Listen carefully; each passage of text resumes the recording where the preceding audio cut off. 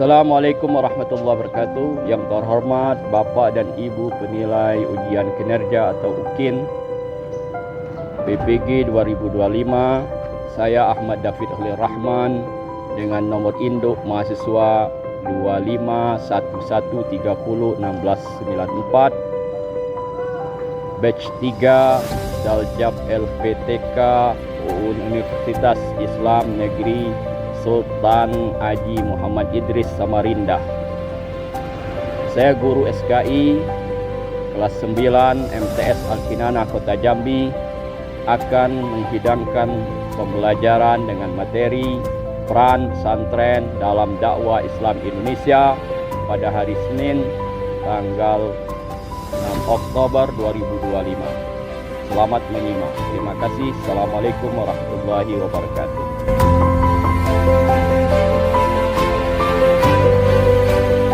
Assalamualaikum warahmatullahi wabarakatuh. Waalaikumsalam warahmatullahi wabarakatuh. Baik. Kaifa halukum?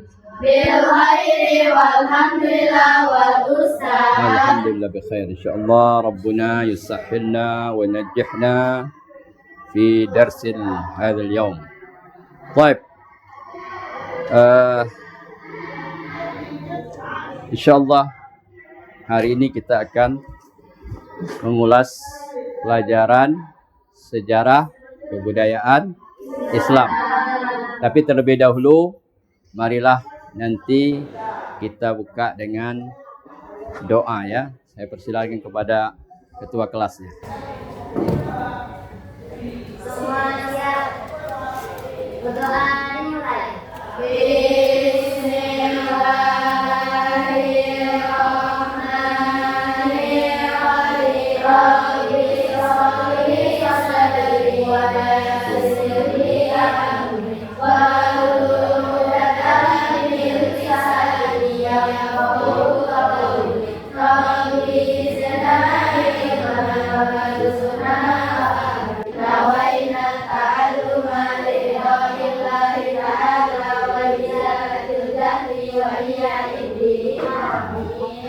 Alhamdulillah, insyaallah Ustaz akan mendahului dengan mengabsen kelas 9 MTS Al-Kinanah Kota Jambi.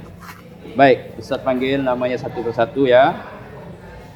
Maiza Andriani, Fadilatus Syifa, Khaira Nesa Tiandra, Amanah Putri Ramadhani, sakit ya, semoga Allah menyembuhkan. Adelia Rahadatul Aishi, Fatimatul Zahra, Zifa Zebina, alhamdulillah sehat ya. Wa Fatima Iftinan Azalia, alhamdulillah ya. Insyaallah hari ini kita akan membahas ya bab ketiga tentang peran pesantren di dalam dakwah Islam di Indonesia ya. Nah, nanti kita simak secara bersama-sama tayangan sekilas tentang sejarah pesantren ya. Harap kita menyimak secara cermat. Oke. Saya mulai ya.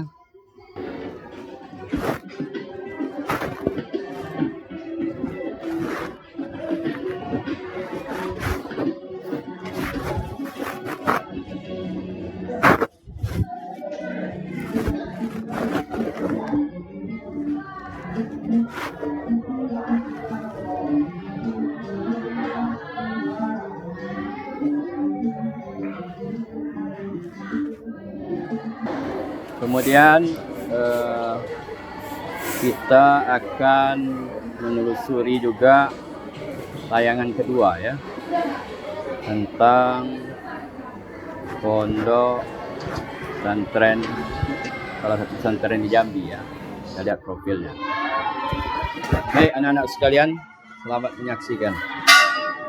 Berawal dari keresahan dalam meraba realitas umat, khususnya dalam dunia pendidikan pesantren. Pondok pesantren acap kali dianggap lembaga pendidikan pinggiran yang tidak layak untuk berkompetensi dalam dinamika keilmuan dunia modern. Hal inilah yang membuat para alumni Universitas Al-Azhar Mesir asal Jambi merasa terpanggil untuk berkhidmat kepada umat dengan mewujudkan lembaga Pondok Pesantren Modern Al-Kinana yang harapannya menjadi penyulam robekan kerancuan realitas pahaman tadi. Baik anak-anak sekalian, tadi kita sudah menyimak dua tayangan ya. Tayangan tentang peran pesantren dalam dakwah di Indonesia ya. Bahwa pesantren dia memiliki sejarah yang panjang. Keberadaan pesantren itu bahkan jauh melebihi sejarah Republik Indonesia. Jadi keberadaan pesantren atau usia pesantren di Indonesia ini jauh lebih tua daripada usia Republik Indonesia.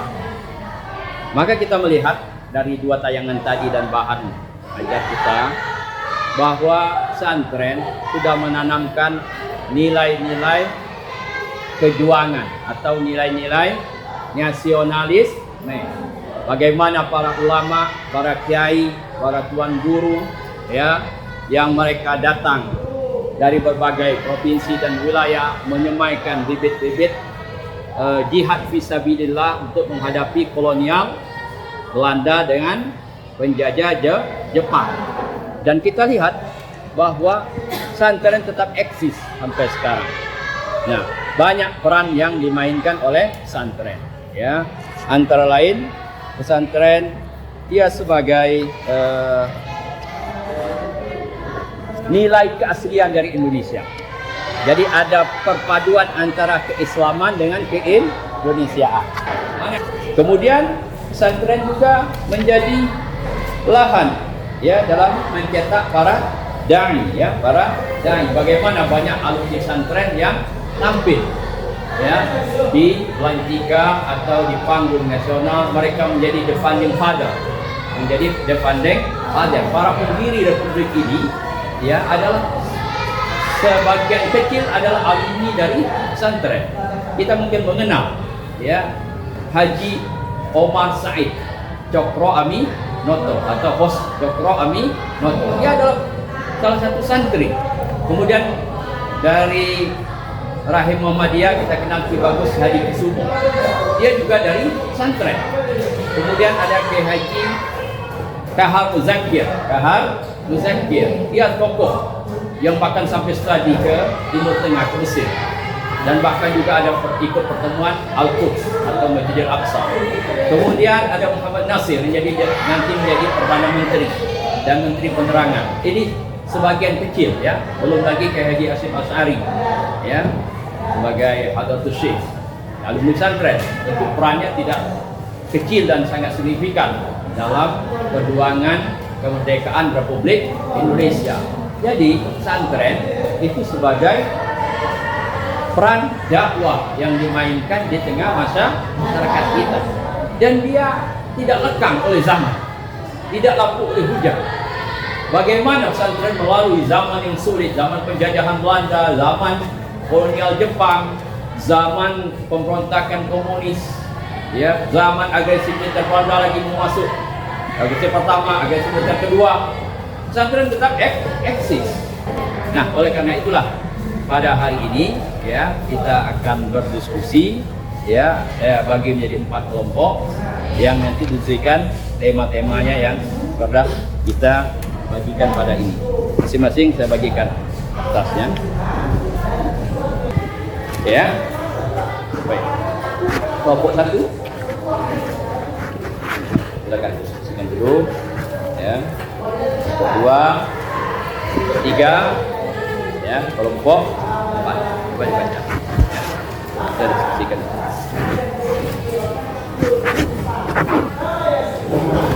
Ya, coba lihat ya.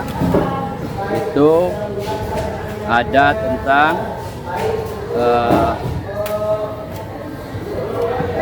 pondok pesantren, keislaman dan keaslian Indonesia. Ada kan di sana karakternya adalah keislaman dan keaslian Indonesia. Jadi dia memiliki ciri khas tersendiri. Secara tidak langsung ya, bahwa pondok pesantren dia memadukan antara keislaman dan keindonesiaan, sesuatu yang wajib kita syukuri ya. Kemudian pondok pesantren seperti yang kita lihat tadi, asal katanya al-funduk itu artinya tempat tinggal. Kemudian pesantren berasal dari kosakata lokal, cantrik, yang bermakna santri, siswa, murid, ya, apalagi pelajar, ya. Pesantren adalah perpaduan kosakata bahasa Arab dan lokal. Jadi dari sini saja, dari istilahan saja, pesantren sudah memadukan dua antara asli Indonesia dengan diambil dari Arab. Kemudian pendidikan pesantren sebagai sarana dakwah. Di pesantren bahwa ada 6 komponen utama. Yang pertama kiai. Ya, figur kiai adalah figur sentral yang paling utama di dalam pesantren. Ya. Kemudian yang kedua santri, di mana keberadaan santri. Ya, santri menjadi salah satu daripada komponen yang 6. Yang ketiga adanya masjid dan mushola, seperti kita lihat pada tayangan tadi ya. Yang keempat adalah pondok atau asrama. Ya, di sana ada fisiknya. Dulu kehadiran pesantren masih ada satu bangunan. Sekarang tidak, sudah banyak bangunan, bahkan sudah bertingkat. Bahkan dalam sistem yang lebih lengkap, dilengkapi dengan sarana dan prasarana yang lainnya selain kelas dan asrama. Yang kelima adalah kitab kuning. Nah, ciri khas pesantren adalah kitab kuning. Pesantren tidak akan terlepas dari tradisi penguasaan keilmuan yang berbasiskan kitab kuning atau kitab berbahasa Arab. Ya, kenapa disebut kitab kuning? Karena warna kertasnya itu dulu kuning. Tapi sekarang kan sudah banyak, bukan warna kuning lagi, bahkan warna putih dan warna-warna yang lainnya, walaupun tanpa harakat dan baris. Kemudian yang keenam, metode pengajaran. Dulu banyak pengajaran sistem sorogan, ya, talapi ya. Sorogan itu murid berkumpul ramai-ramai di hadapan kiai atau ustadz, maka dibahaslah satu tema dalam satu kitab asal kuning, ya, dalam kitab kuning, kitab berbahasa Arab. Kemudian dibahas seperti misal tema fikih, tema tauhid, tema tasawuf, tema tarikh dan lain-lainnya. Atau sistem bandongan, ya, ada juga sistem al-ijinul ijazah. Nah, kemudian nanti pesantren mengalami metamorfosis, pengembangan dari metode macam-macam. Ada tadi perpaduan antara tradisional dengan modern. Jadi sudah dipadukan juga dengan metode-metode pendidikan modern, terutama pengembangan selain bahasa Arab juga menguasai bahasa asing lainnya, terutama bahasa Inggris. Oke. Baik, silakan anak-anakku sekalian untuk berdiskusi ya, sesuai dengan yang Ustaz berikan tadi ya, sesuai tema kemarin kan sudah ada. Silakan diskusikan. Ya, silakan.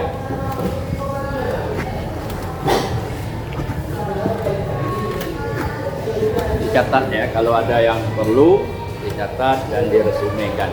Nanti kita Ustaz akan minta satu-satu dari setiap kelompok untuk menyampaikan hasil diskusinya.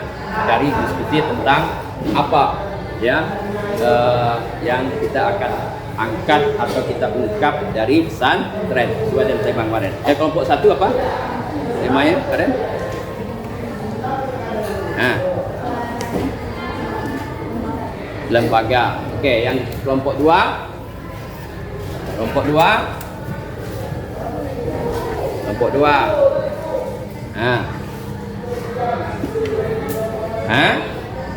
Apa?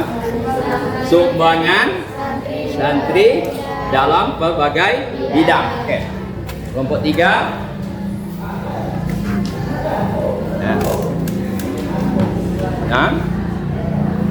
sebagai agen perubahan, bahwa santri atau alumni pesantren memainkan atau memerankan sebagai agen perubahan sosial di tengah masyarakat. Oke, silakan disebutkan yang kelompok 4. Pemberdayaan sumber daya alam. Ya, artinya pesantren ikut serta dalam pembangunan di tengah masyarakat.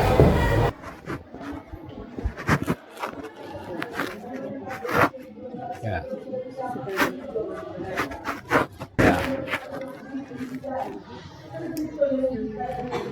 Ya, banyak temanya. Aplikasi teknologi kan apa yang dapat dimainkan santri atau alumni santren juga dalam memasarkan produk pertanian. Bisa sekarang media sosial. Kemudian yang 3 tentang perjuangan. Ya, apa yang disemai oleh santren atau alumni santren dalam menyemai cinta tanah air, kan? Bahwa mereka menanamkan kecintaan tanah air, disuruh penjuru negeri, ya, tanpa diminta pun mereka tetap setia kepada negara kesatuan Republik Indonesia, sekaligus menepis anggapan bahwa pesantren itu ya sarang bibit radikalisme dan kekerasan. Tidak, ya, pesantren malah yang mempelopori, mensponsori nilai-nilai perdamaian. Nah, itu bagus diangkat. Kemudian yang ketiga, apa lagi?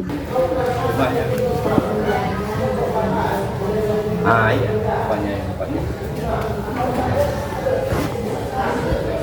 Oke, yang satu tadi tentang peran. Nah, peran dakwah. Kan kita lihat alumni, berapa saja alumni santri sekarang mengikuti di Republik ini, ada jadi presiden, jadi menteri, jadi parlemen, ya kan? Jadi tokoh masyarakat, jadi ketua DPR. Mereka dari pesantren, tapi mereka juga seperti alumni sekolah-sekolah umum dan lainnya, tidak kalah. Oke, anak-anakku sekalian, kita mulai dengan ya si tadi, dan saya minta juru bicara dari kelompok 1. Silakan. Sebagai tema. Ya, kenalkan nama. Assalamualaikum warahmatullahi wabarakatuh. Waalaikumsalam warahmatullahi wabarakatuh.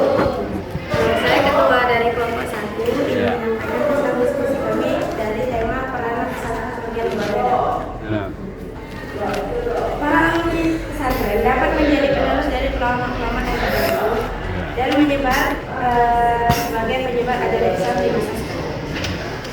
Alumni pondok pesantren dapat mencapai cita-cita sesuai dengan bidang yang mereka pesantren bukan mengajarkan tentang ajaran Islam saja. Dia juga dapat meningkatkan kreativitas pada bidang mereka masing-masing. Sekian, terima kasih. Wassalamualaikum warahmatullahi wabarakatuh. Waalaikumsalam warahmatullahi wabarakatuh. terima kasih. Silakan dari kelompok 2. Assalamualaikum warahmatullahi wabarakatuh. Waalaikumsalam warahmatullahi wabarakatuh. Saya kedua bersama masyarakat ibadah di berbagai bidang dalam penerapan Asia nasional. Alumni berada dalam peran pesantren dalam pendampingan kebangsaan, santri atau santri ini bisa membangun atau membantu di berbagai bidang, Ya, mengayomi jiwa bangsa. ya. Alumni juga dapat dipeserta bersama masyarakat di berbagai bidang Ya. dalam pergerakan nasionalisme. Alumni juga dapat membantu masyarakat dalam mengajarkan nilai perjuangan kebangsaan. Ya. Mungkin hanya ini yang saya sampaikan. Assalamualaikum warahmatullahi wabarakatuh. Mari kita kasih tepuk tangan. Bagus ya, dari 2 kelompok yang sudah menyampaikan pokok pikirannya. Sekarang saya persilakan kelompok 3. Pada juru bicaranya silakan berdiri. Assalamualaikum warahmatullahi wabarakatuh. Waalaikumsalam warahmatullahi wabarakatuh. Saya juru bicara dari kelompok 3 akan menjelaskan tentang diskusi kami. Pesantren sebagai pelopor dari perdamaian. Visi dari pesantren yaitu santri yang ketika lulus atau disebut dengan alumni itu bisa dengan penuh kesadaran dan inisiatif ikut terjun dalam masyarakat dalam membantu pembangunan masyarakat. Contohnya seperti bekerja sama dengan berbagai mitra perdagangan, membantu masyarakat untuk menjadi lebih maju dan lebih dekat kepada Allah Subhanahu wa Ta'ala. Mungkin hanya itu saja yang dapat saya sampaikan. Terima kasih. Wassalamualaikum warahmatullahi wabarakatuh. Kita kasih tepuk tangan. Oke, sekarang kelompok 4. Ya, silakan. Juru bicaranya. Waalaikumsalam warahmatullahi wabarakatuh. Alumni pondok pesantren. Dengan bantuan alumni pondok pesantren, pondok pesantren dapat menyebarkan dakwah melalui media sosial Dapat media sosial ya. kepada daerah yang jauh seperti itu sampai ke Ya. Ya. dan dari saya, wassalamualaikum warahmatullahi wabarakatuh. Waalaikumsalam. Saya kasih tepuk tangannya. Oke. Dari diskusi yang sudah anak-anakku sekalian gelar tadi, bahwa kita dapat memetakan paling tidak ada 4 pokok pembahasan.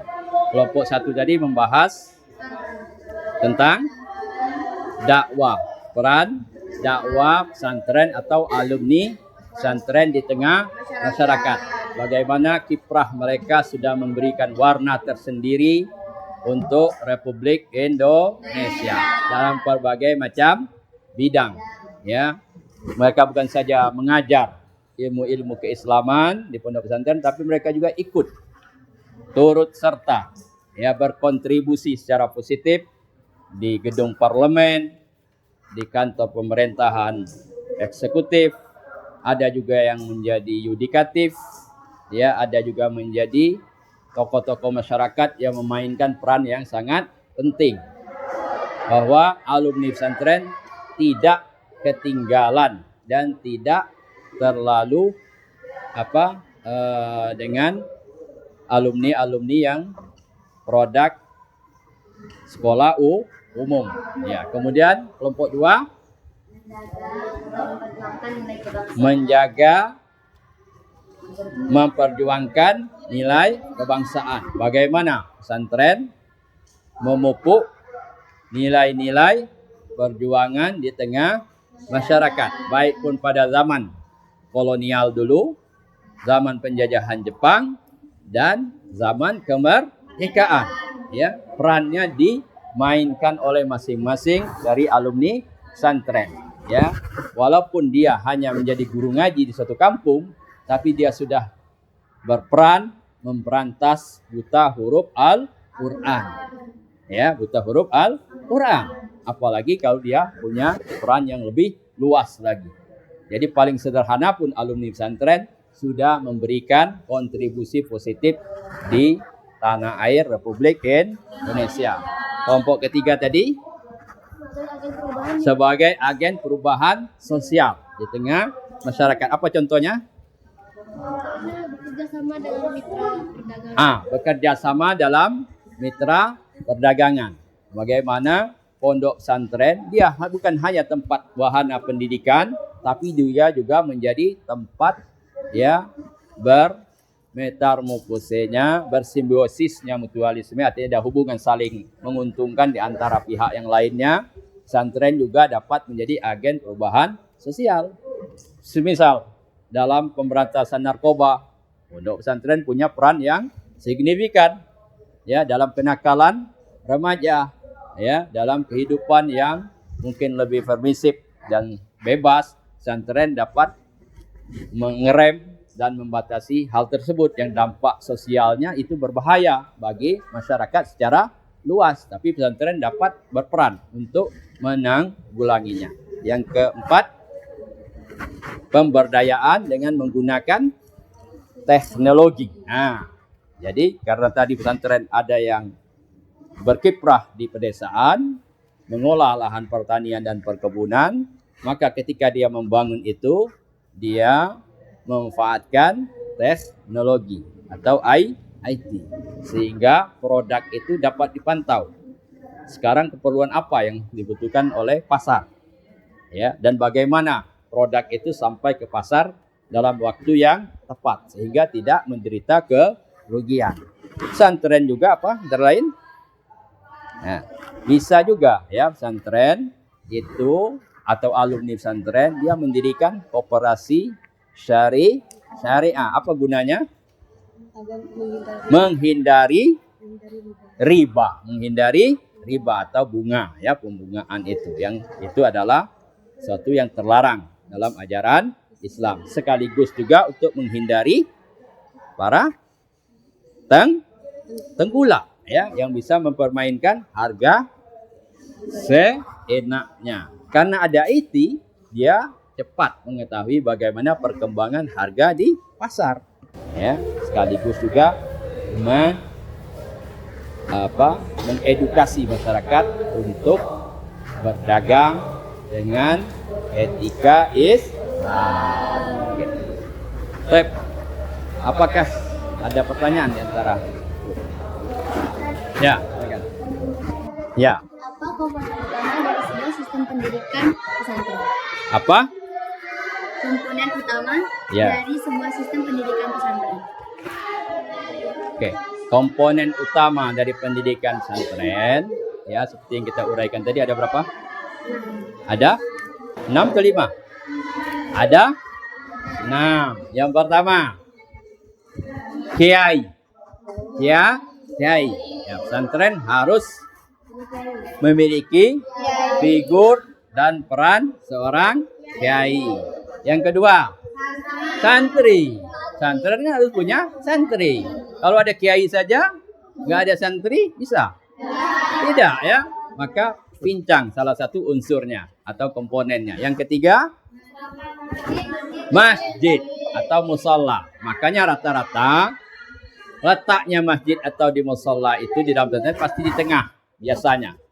Ya, pesantren-pesantren tua di Jawa itu biasanya masjidnya berada di tengah. Dan masjidnya bangunan lama. Ya, bangunan lama. Mungkin ada masjid yang baru dibangun nanti yang lebih besar lagi. Yang keempat, asrama. Harus ada pondok. Tadi kan kata pondok pesantren berasal dari bahasa Arab dan bahasa Indonesia. Al-funduk. Harus ada pondok atau tempat tinggal. Asrama. Nah, sekarang asrama sudah megah ya. Ada yang bertingkat. Bahkan sudah ada dilengkapi dengan AC, dengan lift. Ya, ada beberapa pesantren yang sudah punya bangunan yang seperti hotel. Ya, kemudian yang kelima, kitab. Ya, kitab kuning. Maka pesantren harus biasa, akrab dan mentradisi dengan kitab kuning. Artinya pesantren atau para santri harus menguasai keilmuan melalui kitab kuning. Ya, kitab kuning artinya kitab yang berbahasa Arab ya, tanpa harakat dan baris. Dan membacanya dengan sejumlah perangkat keilmuan. Ya, antara lain ilmu nahwu, ilmu sharaf, bahasa Arab, balaghah, badi, ma'ani, bayan dan lain sebagainya. Jadi lebih kompleks lagi. Yang terakhir, yang keenam, adanya metode. Nah, dulu metodenya masih sorogan, ya kayak talaqi, ya. Seorang kiai atau seorang ustadz memimpin suatu halaqah, nanti dia membahas satu tema, misalnya tema tentang sejarah ataupun pembahasan yang di bidang keilmuan lainnya, mungkin ilmu usul fiqh, ilmu hadis, ya, ilmu balaghah, ya, ilmu tasawuf dan macam-macam. Sehingga santri itu memiliki pemahaman yang lebih lengkap. Dan ulama-ulama kita terdahulu, mereka memiliki kemampuan yang multidimensi. Seorang kiai, dia juga harus seorang yang entrepreneur, wirausaha. Kenapa? Karena di pesantren jiwa kemandirian itu sudah dilatih sejak dini. Bagaimana para santri bangun, kemudian beribadah, bersekolah, ya kan, berikut kegiatan di dalam pesantren, semuanya dengan waktu-waktu yang sudah ditentukan. Jadi mereka sudah teratur secara sistemnya. Jadi tradisi atau habit mereka sudah terbentuk, terbiasa. Ya, karena dari saking hari, karena kebiasaan itu harus dibiasakan. Seperti kata pepatah, Allah bisa karena biasa. Oke. Kemudian santri juga dia memiliki nilai juang. Dan nilai juang, perjuangannya, mujahadahnya. Kalau dia tidak punya mujahadah, bagaimana dia mengatasi problem masalah yang dihadapi bangsa ini dulu? Bagaimana zaman sebelum Indonesia menjadi republik? Masih zaman kolonial Belanda. Bagaimana pesantren itu bertahan? Kalau dia tidak punya daya tahan dan daya juang, survival, dia bisa survive, ya, bertahan di tengah gempuran zaman, itu sudah luar biasa. Kemudian zaman Jepang, ya, tidak sedikit para kiai itu menjadi korban dari penjajahan Jepang. Kenapa? Pesantren kiai menolak untuk menyembah matahari. Ya, seorang kiai di Jawa Barat, ya, dia sanggup memilih gugur fisabilillah, mempertahankan akidahnya. Buya Hamka juga begitu. Ya, nyaris mau dieksekusi bapaknya Buya Hamka, yaitu Haji Abdul Karim Amrullah. Kalau Buya Hamka, Haji Abdul Malik Karim Amrullah. Kalau Buya Hamka, Abdul Malik. Kalau bapaknya Abdul Karim. Bapaknya Buya Hamka, ya, itu adalah alumni pesantren juga, alumni surau di Minangkabau tadi, seperti dikatakan Profesor Dr. Azumadi Azra, ya, sama itu, ya, surau di Jambi ini madrasah, ya, di tempat yang di Aceh Dayah, di tempat yang lain namanya lain, itu sebenarnya adalah pesantren, cuma penamaan saja yang berbeda. Bagaimana dia menolak untuk sekire, menyembah dewa matahari demi mempertahankan, dia sanggup berhadapan. Tapi Jepang dengan takdir Allah tidak jadi dan tidak berani melakukan eksekusi terhadap bapak dari Buya Ham dan ulama-ulama yang lainnya, ya. Bagaimana dalam masa perjuangan fisik mendekati kemerdekaan, ya, Syekh Hasim Asy'ari mengeluarkan resolusi jihad yang terjadi pertempuran di Surabaya yang sangat terkenal. Itu karena digerakkan oleh resolusi jihad bahwa wajib hukumnya mempertahankan kedaulatan tanah air. Nah, jadi di sini pesantren juga memupuk rasa cinta tanah air. Ya, ini menepis anggapan bahwa pesantren sebagai tempat radikalisme. Tidak tepat gitu, ya. Kita lihat selama perjalanan pondok pesantren dimanapun di Indonesia ini, seluruh negeri pun dari Sumatera sampai Papua, ya, semuanya adalah menyebarkan nilai-nilai perdamaian dan selalu melakukan akulturasi dengan budaya masyarakat setempat.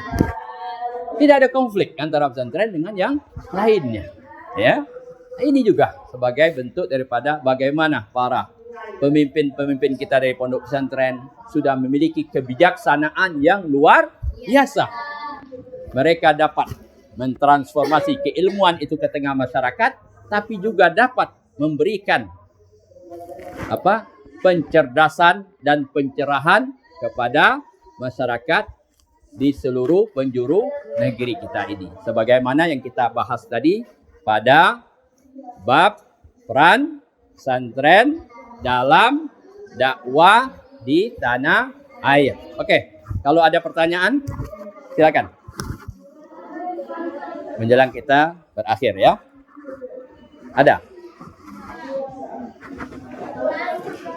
Saya persilakan kalau ada yang bisa menyimpulkan secara singkat. Nah. Ada, silakan. Nazwa mungkin. Kesimpulan secara ringkas tentang peran pesantren.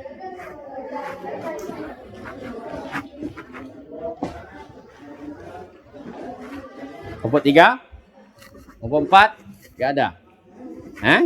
Gak ada. Cukup ya. InsyaAllah ini dapat bermanfaat dan berfaedah bagi kita semua.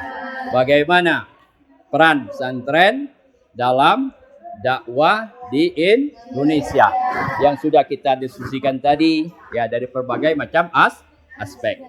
Semoga ini bermanfaat dan kita semua memohon perlindungan dan pertolongan dari Allah Subhanahu wa taala agar pesantren ini ya tetap berjaya, tetap melakukan kontribusi, sumbangan dan kiprahnya di dalam mengisi kemerdekaan perjuangan di tanah air kita. Dan santri juga dapat masuk ke berbagai macam lini ya, menjadi apapun, mau meneruskan kuliah dimanapun, sekarang sudah terbuka lebar. Bahkan kesempatan itu ya dapat kita laksanakan dalam dunia yang sudah begitu terbuka seperti ini. Semua informasi sudah dapat diakses, semua peluang kesempatan juga terbuka, dan alumni pesantren memiliki hak yang sama dengan alumni sekolah-sekolah yang lain untuk berkiprah di tanah air Republik Indonesia tercinta ini. Itu saja yang dapat disampaikan. Semoga bermanfaat. Kita tutup dengan doa kafaratul majlis. Baik, naktatim bilhamdalillah. Thumma doa kafaratul majlis. Subhanakallahumma wa bihamdika asyhadu an la ilaha illa anta astaghfiruka wa atubu ilaik. Wassalamualaikum warahmatullahi wabarakatuh. Waalaikumsalam warahmatullahi wabarakatuh.